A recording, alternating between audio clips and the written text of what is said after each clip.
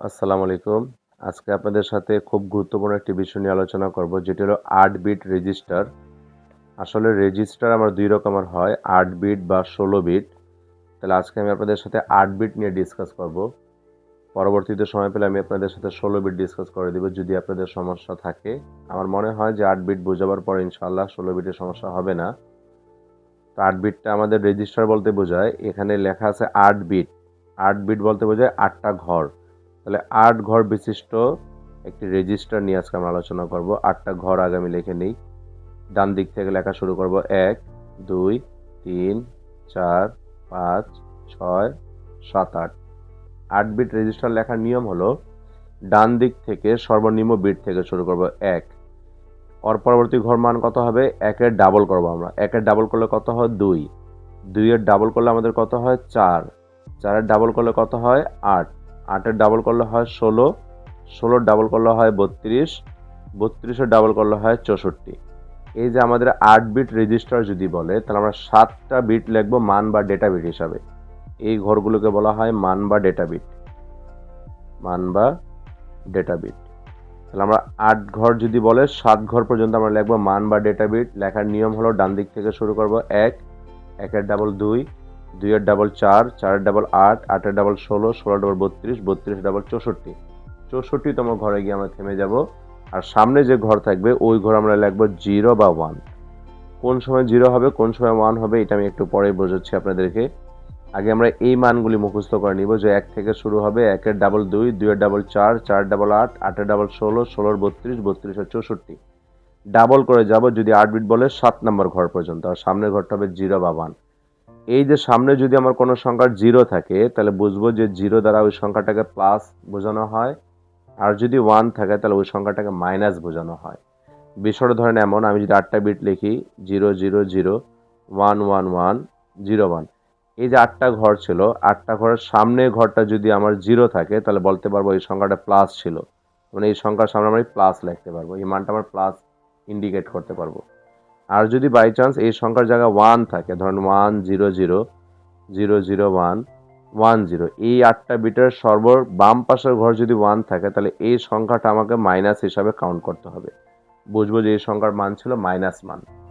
তাহলে বিষয়টা হলো যে, যদি ৮ বিট রেজিস্টারের ডান পাশের বাম পাশের ঘরটা, মানে বাম পাশের ঘরটা যদি আমার ১ থাকে, তাহলে ওটাকে মাইনাস, আর ০ থাকলে সেটাকে প্লাস বলা হয়। এখন ৮ বিটের বেশি যদি আমাদের রেজিস্টার তৈরি করতে বলে, যদি ১৬ বিট আমাদেরকে বলে, তাহলে সেম ভাবে আমরা তৈরি করব।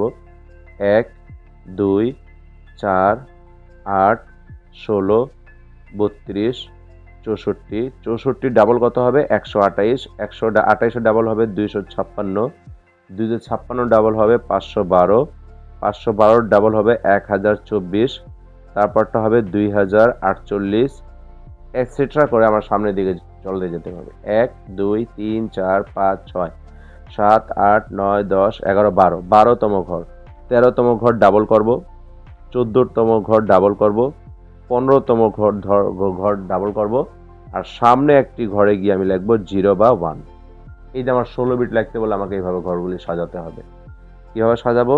একদম ডান দিক থেকে ১, ১-এর ডাবল ২, ২-এর ডাবল ৪, ৪-এর ডাবল ৮, ৮-এর ডাবল ১৬, ১৬-এর ডাবল ৩২, ৩২-এর ডাবল ৬৪, ৬৪ ডাবল ১২৮, ১২৮-এর ডাবল ২৫৬। প্রত্যেকটাকে ২ দিয়ে মাল্টিপ্লাই করব। ২৫৬কে ২ দিয়ে মাল্টিপ্লাই করলে ৫১২ ডাবল বের হয়ে যাবে। ৫১২কে ২ দিয়ে গুণ করলে ১০২৪ বের হয়ে যাবে। আর ১২৪কে যদি ২ দিয়ে গুণ করি ২০৪৮ বের হয়ে যাবে। এই সংখ্যাটাকে এখানে করব আমরা, তাহলে আমাদের ৪০৯৬ বের হয়ে যাবে, এটসেট্রা যাই হবে। তারপর ওই মানটাকে এই জায়গায় আবার ২ দিয়ে গুণ করে বের করব। তারপরটা এই জায়গায় ২ দ্বারা গুণ করে বের করব। এভাবে করে ১৫টা ঘর যখন আমাদের লেখা হয়ে যাবে, তখন আমাদের সামনে যে একটা ঘর থাকবে, এই ঘরটাকে আমাকে লিখতে হবে ০ বা ১। তাহলে আশা করি আপনারা ৮ বিট এবং ১৬ বিটের ধারণাটা পেয়েছেন।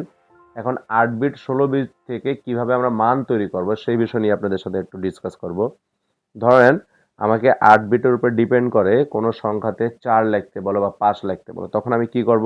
এই জায়গা থেকে চিন্তা করব কোন ২টা ঘর বা কোন ৩টা ঘর যোগ করলে ৪, ৫, ৬ বানানো যায়, বা যে সংখ্যা বলবে সে সংখ্যা বানানো যায়। এই ঘরগুলো কখনো বিয়োগ হয় না, কখনো ভাগ হয় না, কখনো গুণ হয় না, সবসময় যোগ হয়। ধরুন আমাকে ৪ লিখতে বললো, আমি প্রথমে একদম ডান পাশের ৩টা ঘর নিয়ে চিন্তা করবো। এই যে ৩টা ঘর আমি নিয়ে চিন্তা করি, আমাকে ৪ বানাতে বলছে, এই জায়গা থেকে আমার দেখেন 2 এর সাথে 1 যোগ করলে 3 হয়, 2 এর সাথে 4 যোগ করলে 6 হয়। যোগ করার কোনো প্রয়োজন নেই, এখানে 4 নামের একটা ঘর দেওয়া আছে, তার 4 এর প্রয়োজন, যে ঘরের প্রয়োজন পড়বে সেই ঘরের নিচে 1, আর যার প্রয়োজন নেই তার নিচে 0। দেখেন 1 এর প্রয়োজন নেই, 2 এর প্রয়োজন নেই, 2 এর নিচে 0, 1 এর প্রয়োজন নেই, 1 এর নিচে 0। এই জিরোগুলো অবশ্যই আমার ডান পাশে দিতে হবে, বাম পাশে 0 দেওয়ার দরকার নেই। এখন যদি আমাকে 6 বলতো, তাহলে 4 এর সাথে 2 যোগ করলে 6 হয়, 4 এর নিচে 1, 2 এর নিচে 1, 1 এর প্রয়োজন নেই, 1 এর নিচে 0। যদি আমাকে 7 বলতো, তাহলে 4 এর প্রয়োজন, 2 এর প্রয়োজন, 1 এর প্রয়োজন, তিনটারই প্রয়োজন। 4 এর 2 এর 6, 6 1 এর 7, তিনটার নিচে 1 দিলাম, কোনোটা ফাঁকা করে সব 0 থাকবে না। এখন যদি আমাকে বাই চান্স 28 বানাতে বলে, তা 28 বানাতে হলে দেখেন আমার কি কি প্রয়োজন পড়বে।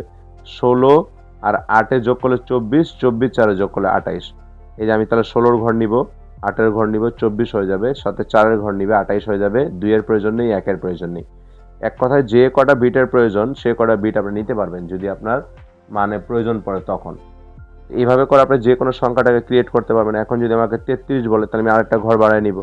আমার 32 এর প্রয়োজন হবে, 16 এর প্রয়োজন নেই, 8 এর প্রয়োজন নেই, 4 এর প্রয়োজন নেই, 2 এর প্রয়োজন নেই, 1 এর প্রয়োজন।